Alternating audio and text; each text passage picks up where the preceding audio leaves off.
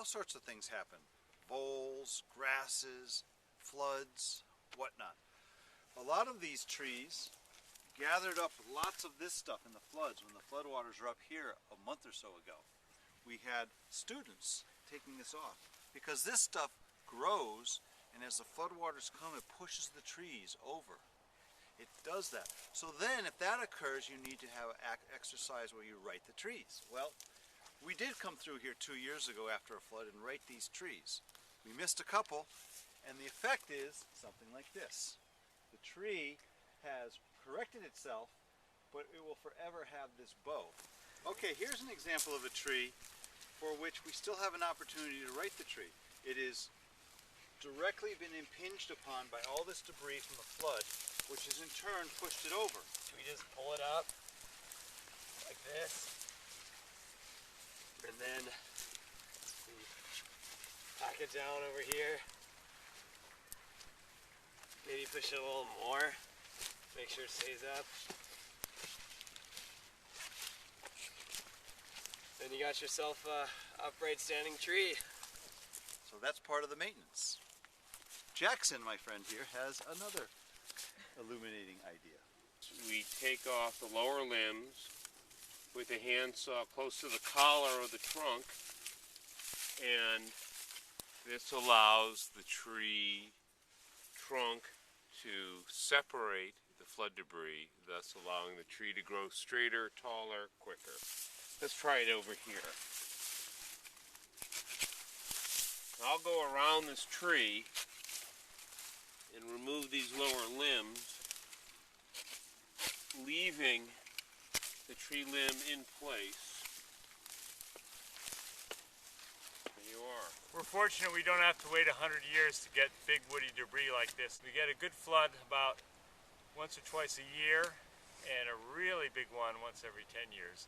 And that's what brought this baby in here.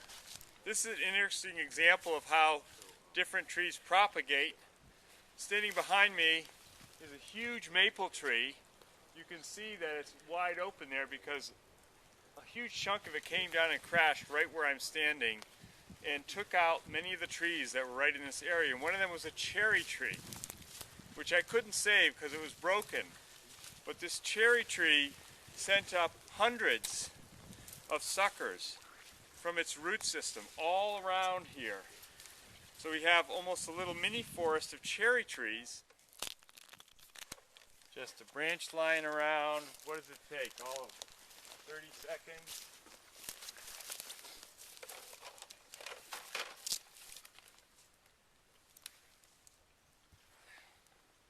And what will that become? Well, this is the one we did that to probably 5 years ago. Here it is. Beavers have chewed it mercilessly, but it's got a lot of new growth here. That'll become a nice willow tree right there. Here we have a alder tree that's been felled by the beaver. Normally they take these away and you only see a stump, but this one they didn't come back for. And this will start to create wildlife habitat and woody debris to make it more like a forest. It'll help to suppress the grass. These trees have all been planted on 10-foot centers. Every tree is about 10 feet apart.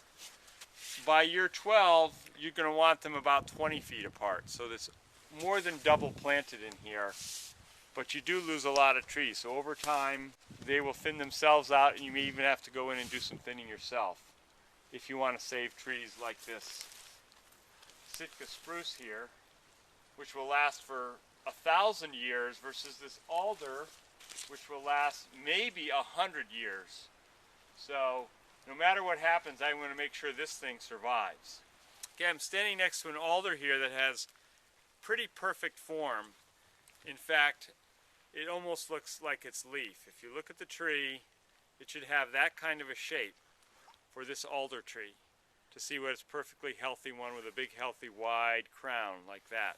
This is one of our more recent trees here of western white pine, and we just put these in last year. So they've had 1 year of growth right here from last year, and this year I expect them to be about this tall. This is an Oregon ash tree. It's particularly good for a site like this because it loves the wet area, and also it has a great benefit adapted to the beaver. The beaver has cut it off at the stump, but it's regrown 5 new sprouts. So I'm going to allow all of these to grow until this tree gets much bigger, in case the beaver comes back, and many times they do, and take 2, 3, 4, maybe all of them off. But I leave all of them here for insurance so that I eventually get one. That's what we're looking for. It's looking a lot more like a forest now. As we limb the trees or trees fall down, we just leave them, start building up leaf litter, branches, twigs. It's amazing, in a decade you can turn grassland into forest.